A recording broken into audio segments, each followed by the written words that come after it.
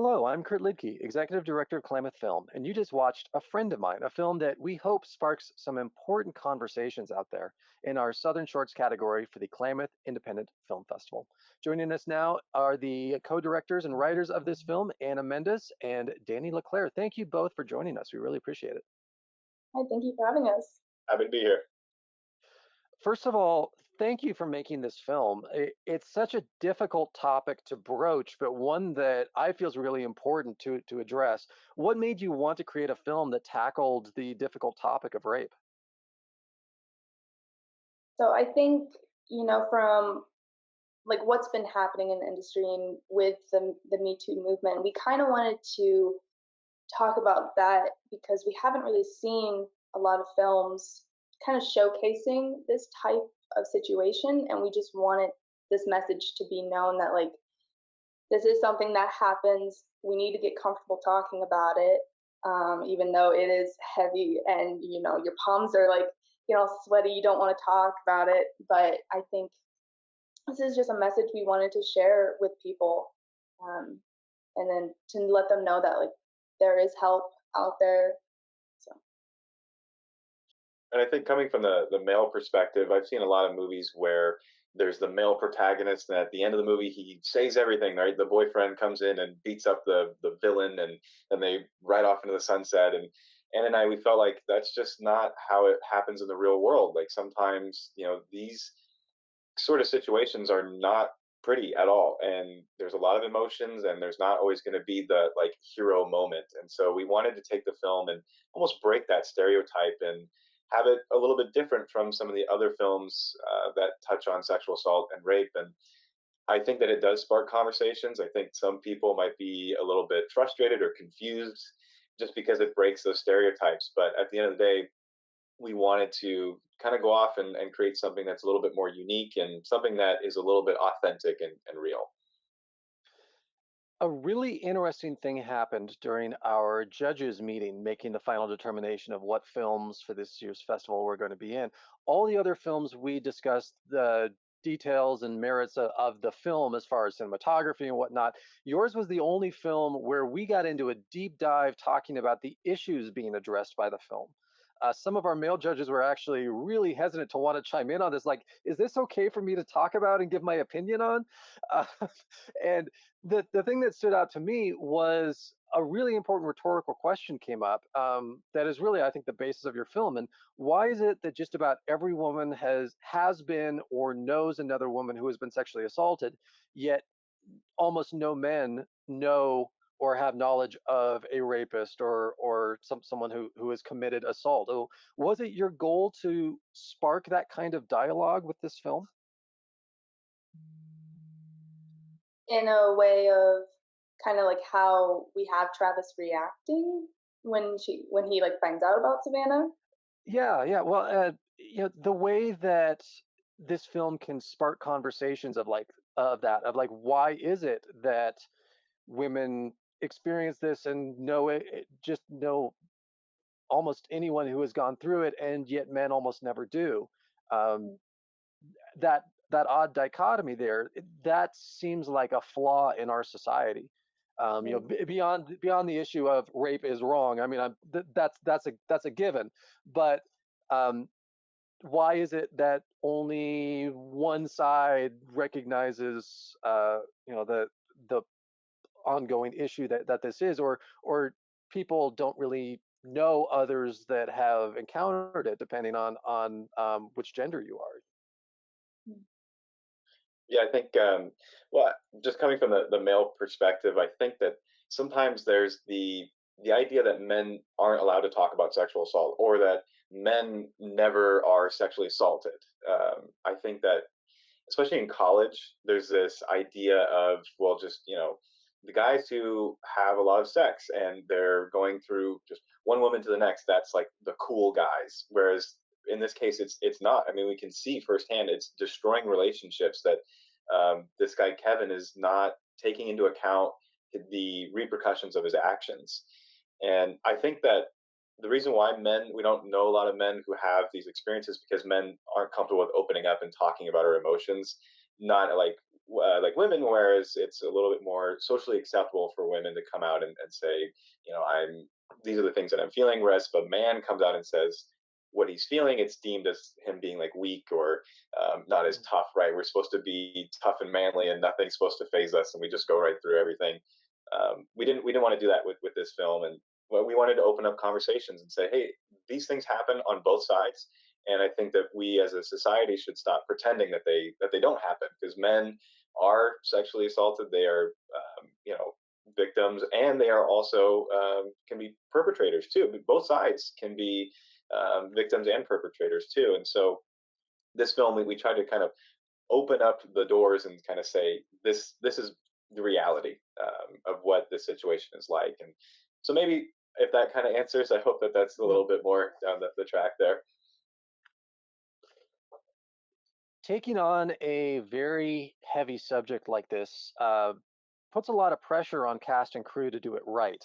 I know when I was watching it, I was thinking about the course of filmmaking, but behind the scenes, and how you would approach the writing for it and the production of it, and cast and crew. And I know that every production you want it to be as good as it can possibly be, but did you two feel added pressure that if we're going to take on this heavy topic, we really can't half-ass this? No, definitely. It was, so we've been working on this project for over a year, and throughout that time, the whole story changed. And once we finally Danny and I sat down after many meetings with Andrew Gay and Chris Lucas, we came to like the story that we want, and we're like, okay, we want to do this serious topic because it was also our capstone. We're like, let's go big, let's show what we've learned and what we can like prove that like we can do these serious topics in college as like 22, 23-year-olds.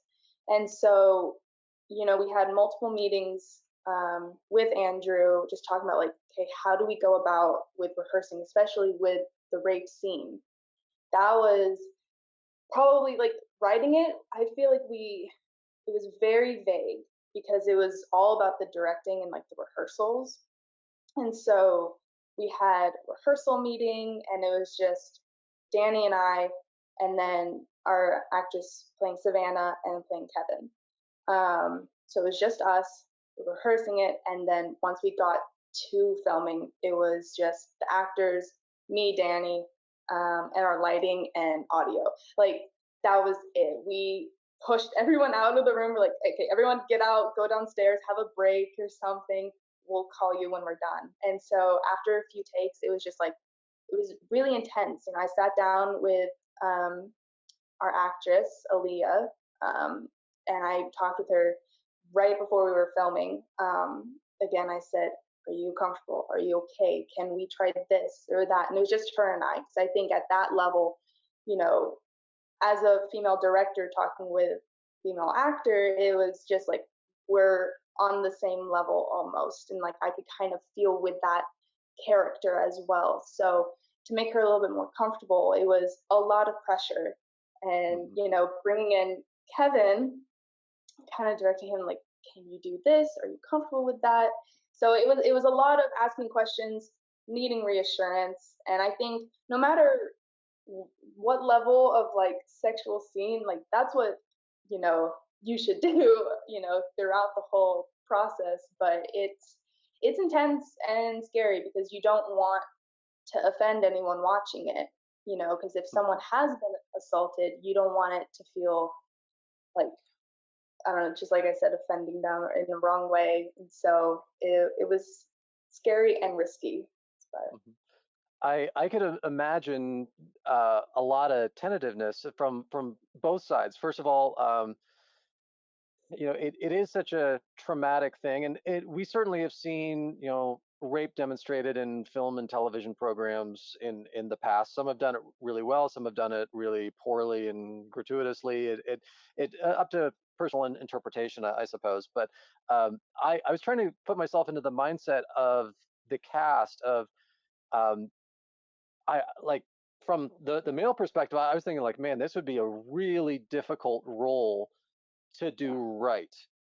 Of one, if you're playing the rapist, getting into that mindset and kind of taking yourself out of it and saying like, okay, I'm going to be this really terrible person now, or also the boyfriend role of what I kept thinking like, what would the reaction be, and how do you get that emotively on screen where it looks genuine, because that's such a heady topic. And then obviously from the female perspective, I mean, granted, I'm not a woman, but I imagine that trying to act like you're getting raped is not the most enjoyable of roles to have to endure. So um, I am curious, just as far as the production itself, how you picked your cast and how you worked with those people, and just trying to get through that kind of content and kind of getting everyone on the same page.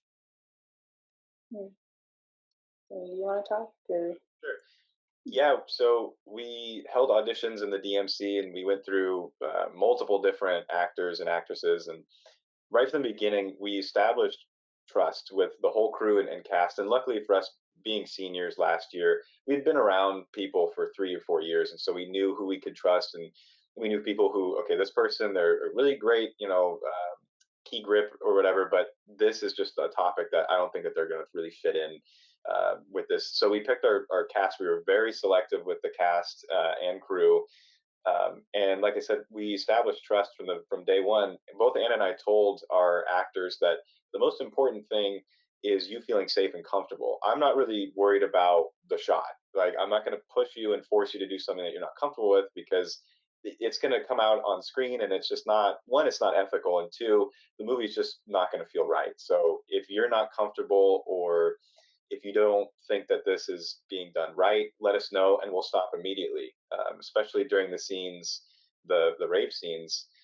I was behind camera, and I told Aaliyah, the actress, if at any point, I mean, you look right at me or Anna and say stop, and we're going to stop. And I mean, if we need to just stop for the rest of the day, then we stop and we come back. So that helped a lot from day one, establishing, okay, this is our cast and this is our crew. We know we can trust these people with this topic, and then reassuring them along the way. How is everybody feeling? Just checking in and making sure that everybody feels safe and comfortable. And I think that a lot of filmmakers, especially in with dealing with a film that touches on these topics, there's almost a sense of like urgency, because the topics covered are uncomfortable. So you just want to like just push right through it and just get through it, and we'll film it. And whereas with this one, we took our time, and even though it made both Anna and I very uncomfortable taking our time, it was worth it in the end, because we were able to settle down and make sure that everybody was safe and comfortable. Where have you shown this film, and what kind of responses have you received so far? So we've had it play at our SOU Student Film Festival. And that was the first one, and kind of only, and then we've gone to Klamath. But that's the only one that it's premiered at. But we've shared it with friends and family. We gave them like the passwords to watch. But I remember Danny had texted me one day. I think it was your aunt or cousin that Yeah. responded. And it was such a great message, because she's a mother and has a young daughter, and nothing has happened to her or her daughter, but it's just the fact that something could, and she was going to show her daughter and just kind of educate her about it, like, this could happen, I want you to be aware of this. And so to reach that kind of audience, like, it touched my heart in like so many ways, and it just made me very happy that like our film can like send this really strong message and help people. And so I hope it premieres at many more festivals and it spreads soon. So Okay, great. What do you hope that people get out of this film? I can take this one. Do you want me to take this one? Okay. I hope that people, first, if they are dealing with these topics, if they're dealing with rape or sexual assault, or they know somebody, I hope that they seek help. I have personal experience going to therapy, and I mean, it saved my life, really. And I think that this movie could spark conversations around what is right. I mean, what is ethical? What did Travis make the right decision, or did he not? I think that I hope people can communicate after watching this film. That's for me. That's the most important thing when dealing with these traumas, is finding the courage to communicate and to seek help if needed. Definitely don't be like Travis and hold everything in and then have an outburst or feel like there's no help out there. I just have to suffer through this. But I hope that people can communicate and really seek help if needed. And like Anna mentioned with my cousin, showing them to maybe a younger audience and saying, hey, these things may end up happening sometime in your lifetime, and this is what it could be like. I mean, I hope it never happens to anybody, but that's just the reality that we live in. Your film is tackling a serious subject, but it can't always be serious in the course of production. And I know it's weird to say, like, hey, any hilarious things happened during our rape movie, but were there any sort of bloopers on set or anything really fun or memorable that stands out during the course of production of A Friend of Mine? Oh, um, I Oh, think just what was what? so we filmed the party scene in my apartment, and we invited a bunch of people. And my roommates were on the dance and cheer team, and so they texted their 6 million friends that they have, and half of their friends showed up with real alcohol on set. And Anna and I had to casually tell them that we can't have real beer. It's a student production.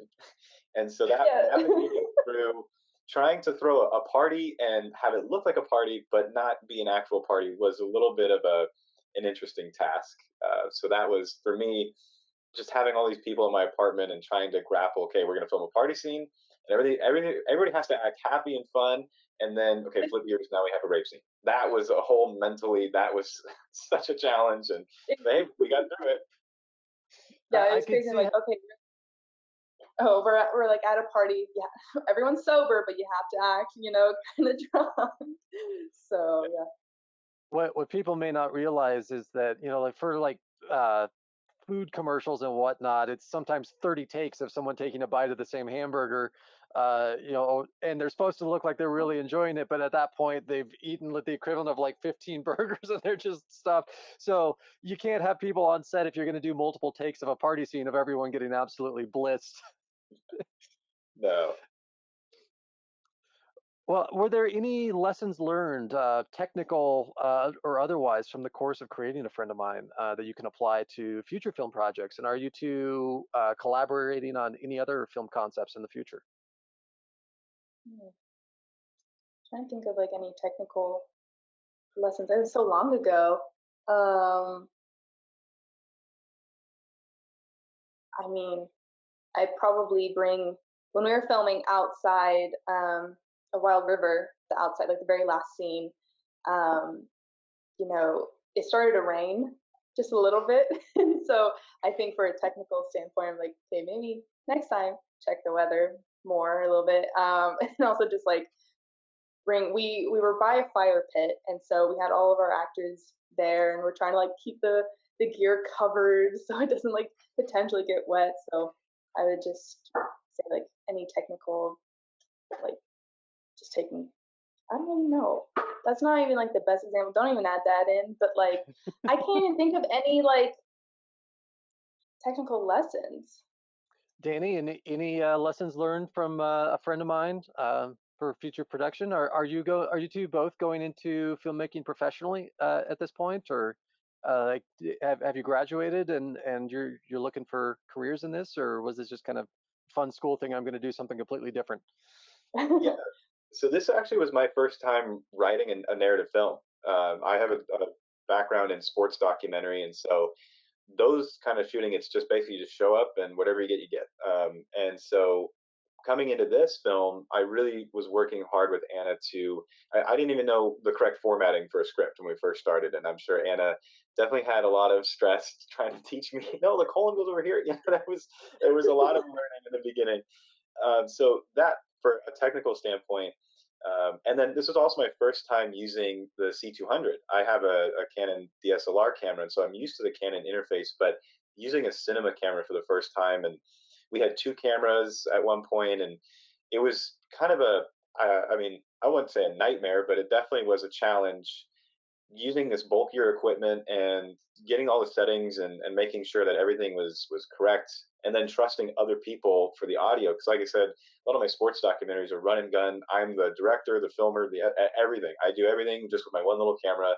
But trusting somebody else to say, okay, you're going to run the audio equipment, and I just have to hope and pray that they push the right buttons, was a learning lesson for me for sure.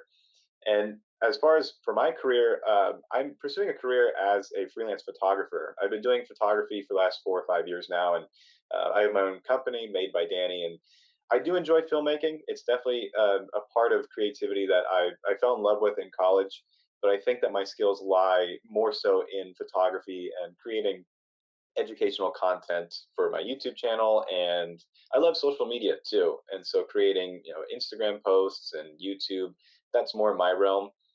Anna's a little bit too famous for me. I don't think that her and I are going to be collaborating on any projects in the future, unfortunately.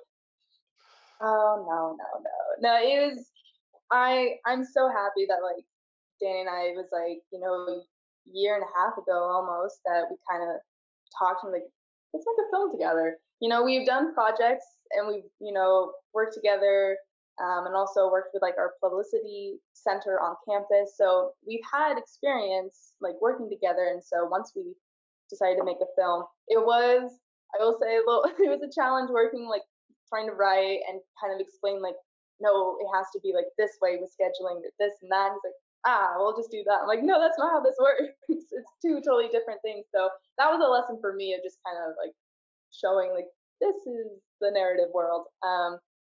But yeah, so we both graduated. I'm up in the Portland area now, and we've met industry professionals in spring term. And so I'm currently writing a web series with one of my roommates, and so we're creating about like 8 episodes.